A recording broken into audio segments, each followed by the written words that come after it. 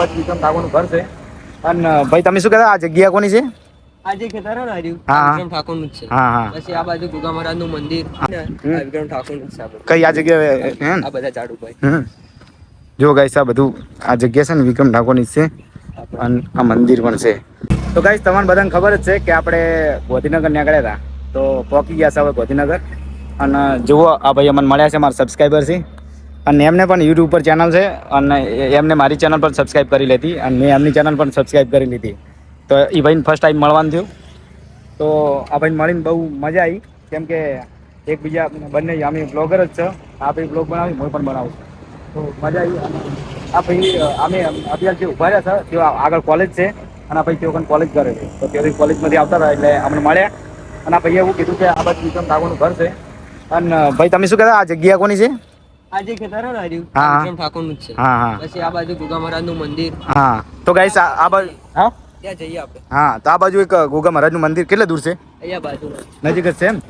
તો અના વિક્રમ ઠાકોરની જમીન હતી એમ પછી શું વેચી નાખી હતી શું કરી દઉં આ સરકારમાં જતી રહી. એવું એમ એટલે મતલબ વેચી નાલી છે ને એટલે સરકાર માગે તો પછી આપી દે. સાચી તો કોઈ પૈસાથી આલી છે એમ ફ્રી તો નહીં આલી હોય. અને તો બીજું કઈ બાજુ મંદિર છે? અહીંયા આગળ જ છે. આ તો ગાઈસ આ બાજુ ગોગા મહારાજનું મંદિર છે એ કોનું વિક્રમ ઠાકોર અત્યારે એની જમીન છે. હા હા તો તેઓ પણ જઈએ છે ગાઈસ તો તમને બતાવું હું. તો ગાઈસ અમે ફાઇનલ એવા જશે મંદિર છે બરોબર તો જો કેટલે હે કોઈ પણ છે જોવા છે તેઓ કણ જઈને તમને બતાવું હું. આ ભાઈ પણ અમારા ભેગા જ છે. અમારા બે જણા આવ્યા છે. વિક્રમ ઠાકોર નું છે. કઈ આ જગ્યાએ હે આ બધા ઝાડ ઉપર જો ગાઈસ આ બધું આ જગ્યા છે ને વિક્રમ ઠાકોરની છે અને આ મંદિર પણ છે. ગોગા મહારાજનું મંદિર છે ને કોઈ જવાનો રસ્તો નહીં કે આગળથી આવવાનું?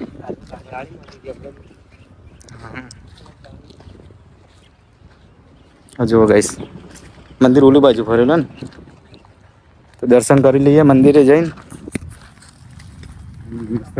આ બધું જૂનું છે એ લોકોને તો જૂની યાદ પણ આવી જાય. અમુક લોકોએ જોયેલું છે એ લોકોને તો ખબર જ હશે પણ આપણે તો ફર્સ્ટ ટાઈમ આવ્યા છે બરાબર.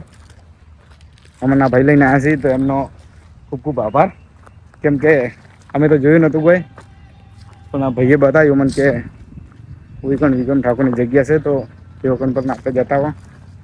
અમારે કોઈ નક્કી હતું નહીં કે ચોય જવાનું છે નહીં ચોય નહીં જવાનું પણ આ તો આવતા આવતા પ્લાનિંગ થઈ ગયું અને કોઈ પણ આવી ગયા.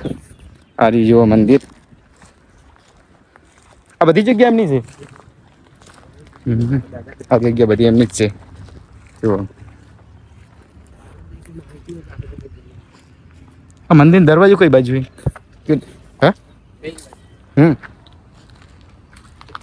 લો ગાઈસ દર્શન કરી લેજો તમે પણ. અત્યારે દરવાજો બંધ છે.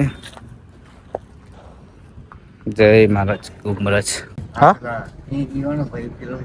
ઈશ્વર ઠાકોર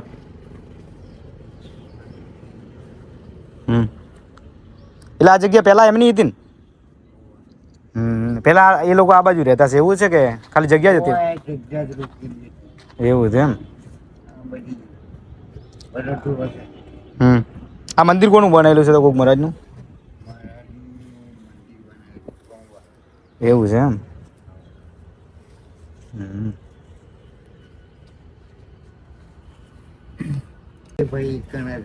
હા એટલે મેં કીધું તમને પૂછી લઉં કે તમે જોયેલું હોય ઘર તો એમ.